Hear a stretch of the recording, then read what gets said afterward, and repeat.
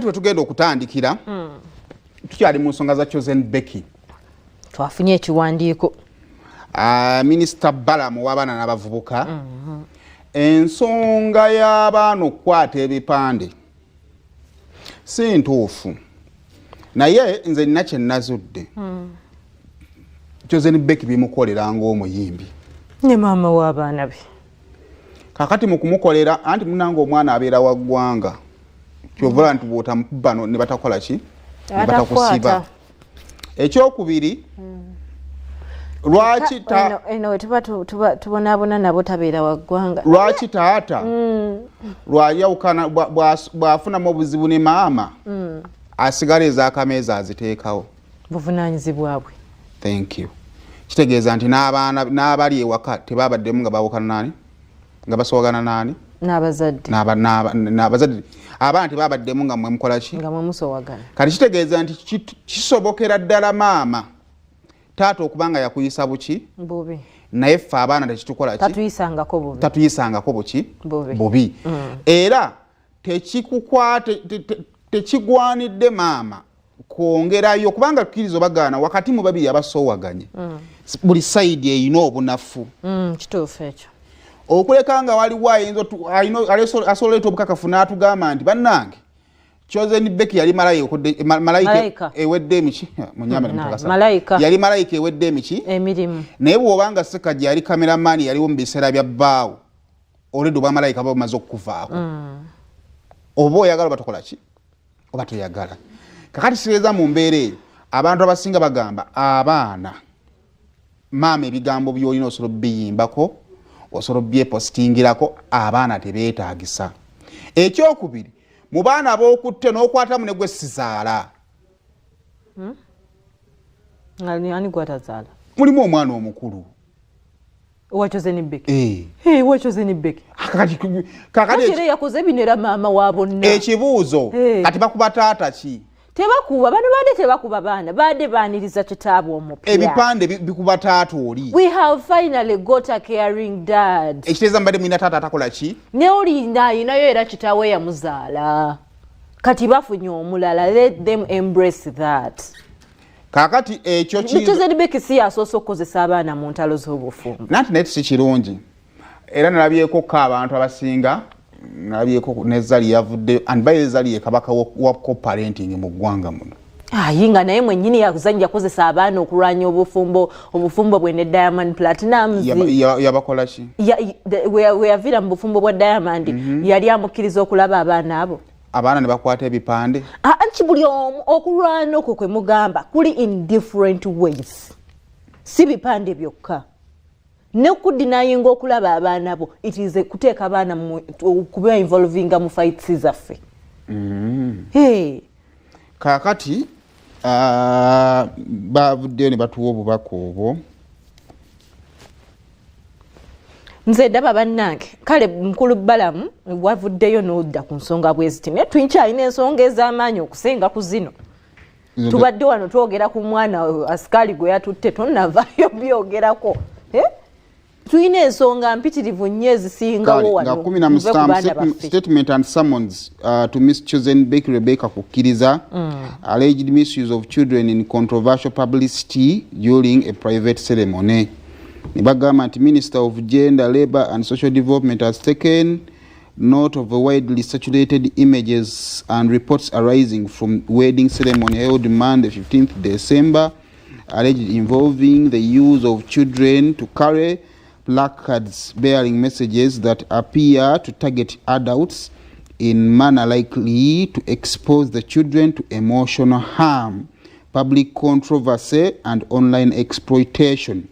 Whereas the ministry respects the rights to privacy, family life, and freedom of expression, children must never be used as instruments in adult disputes, publicity stunts, or social media controversies. Children are innocent, vulnerable, and entitled to protection, dignity, and care from parents and guardians, regardless of past or present disagreements between adults.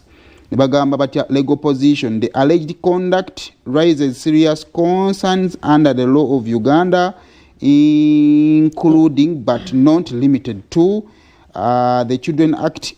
cap 59 nebifaanaganako betonda bali mu musomera mateeka geyasobodde okuba nga amenya. Summon. In light of the above, Ms. Chosen Becky Rebecca Kukiriza is hereby summoned to appear at the office of the State Minister for Youth and Children Affairs at the Ministry of Gender and Labour Social Development offices on Tuesday 23rd December 2025 for a formal engagement regarding this matter. Otegedde ne bakuba ne expected actions at the said meeting. Ms. Becky will be required to formally withdraw the alleged actions involving the children, issue a public apology acknowledging that the children should not be involved in adult disagreements or controversial messaging, provide a written commitment undertaking never to involve children in her personal and marital or social dispute, whether offline or online. The government immediate delete and cause a removal of all social media posts, images or videos involving children that are linked to this controversy. The government general warning to the public. The statement also serves as a steam warning to all public figures, artists, influencers or socialites. Children's rights are protected by law. Nebifaanaganako bwe bityo. Kakati omwana ni ya Pretty Nicole ebifaananyi bye birimu byafuluma waliwo omuntu eyagenda ku YouTube n'agisaba nga newo botaddemu butest kifaananyi kya Pretty Nicole bakustrikinga. Kakati kyensaba I'm a born again Christian. Obulokole kibutuyamba tebabusikira. Omala kukkiriza noyatula n'akamwako nti nkoze eki nzikiriza nti ndokose. Ekitwawula n'amadiini kyovolaba nti nno mu madiini ag'enjawulo bwe tubeera mu kusiiba osangayo abaana abamu abebbirira ne balya kubanga kyakola ye alabanga ekyokumukola ki ekyokumubonyaabonya. Taata bw'abanga mubi bannange taata omubi eri omwana alabika teyeetaaga kuwogganira mu kutu kwa mwana nti taata wo mubi nebwokikweka ng'omuzadde ekyokubiri abasajja nsobola okubeera nga ndi to a husband but I'm a good dad. Those are two different things. Nsobola okubeera husband omulungi nga ndi taata omubi okakasa mwami mubi ng'era taata mubi kwa kati ekyokulaga nti husband mubi kwe kuba nti yawukanye naye ekyo kya Chosen Becky okusalawo n'omuntu omulala ekyabaana taata omubi kirekere ffe abaki mwabalabi abaana badde manyi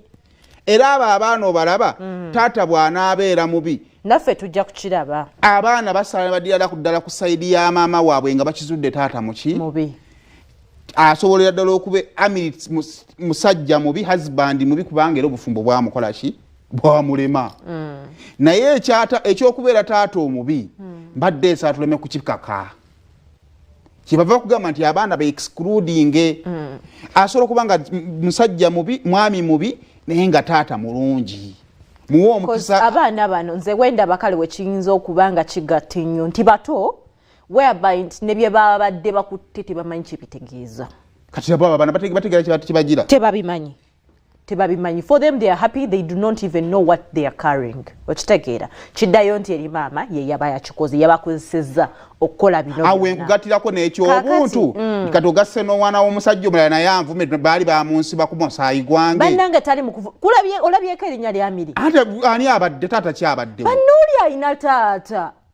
bannange nooli teyazaalibwa muti nooli alina taata gye yamuleka mu kyalo anti era ayina taata kitegeeza yatuukidde okube however nzikanga bwe nti sikkirizigana nti kuba tebabitegeera singa wadde mu myaka egibitegeera nti nkutte kino kitegeeza kino naye bwe baba nga babitegeera tugeze ne babikwata n'oli ayina kitaawe osanga naye aba alina obulagajjavu bwakoze eki fe abakazi banaye tubonaabona ng'ofumbiddwa walala oyina abaana oyina obbagatta babeere nga bakwatagana ne kitaawe ono omupya gw'ofunye omanyi nti abakazi kye bayitamu okubeera nga bagatta abaana abo mwe mubeerayo nga abaana abalina okukwatagana n'oyo omusajja zze nakyo kizibu kiri awo kimulina okutunulamu yagenda obbalabirira essawe yagenda obbalisa yagenda obbasuza yanamanyanga balwadde yamukwana tabamanyi anti kati era kyekino kyaliko it is a bond they are building bond bagibuilding ambi papula bane muve ku kino kyemulabyeko ekyeyipapula waliyo n'ebirala emabega kakati wulirako kino ekintu kimu nze kyeŋŋamba nti ensonga we yandibadde nti kuba nti abaana bamayina they do not know what they are doing muleke okukaka ebintu muwe relationship omukiseekule eyite mu mitendera gyonna abantu bangi bagikomentinze koza ya commentinze nabyeko ne ku post ya abali saint be baba bajja bakomentinge ku nsonga eno oba manyi naye wali okozeeko ku nsobi eno buve ku si nsonga ya bipapula era bena nga tubyogera kutajja bikyusa kuba yayina olutalo olulwe ate ekyokubiri kyozembege tuli kati ayina ssente abadde alwana n'entalo ze ez'obufumbo nga temwavaayo bamuleke enjoy your marriage webinaagaana ngakwetondera tojja marriage tojenjoyingira mu social media waddembe nze omusajja omajagaddemu bakuba kamubakube gwowo waba wankukutu abeere wankukutu nyina eddembeayagala omusajja we anti mugambye marriage si ya social media ate tuli ku baana bakako okubeera bassekajja be tuliko tulikukaka abo abaana tebalifuuka bassekajja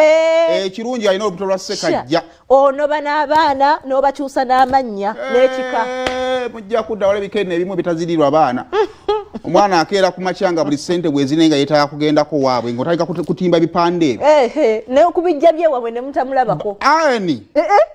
muzanya n'ensi mmwe waliwo emisaayi egyaffe nga tekimanyiirwa ng'olina okugendayo omusaayi gufuweko totuke kusenga kutunuulire bwati nga ssente tesobola nakukuyamba tojja kutuulaeyo okubeera spaamu dona olowooze nti omwana ajja kulwala nkubira essimu tujja bazika kubijja byaffe tujja kudda buye muwaki mugenda mufunaafuna mugenda ne mufuna abasajja mwagala okumanyiira mmwe abasajja baaliyo abategeera ne mudda kubatategeera nefuna gwenjagala mwe mwagala kufuna abasajja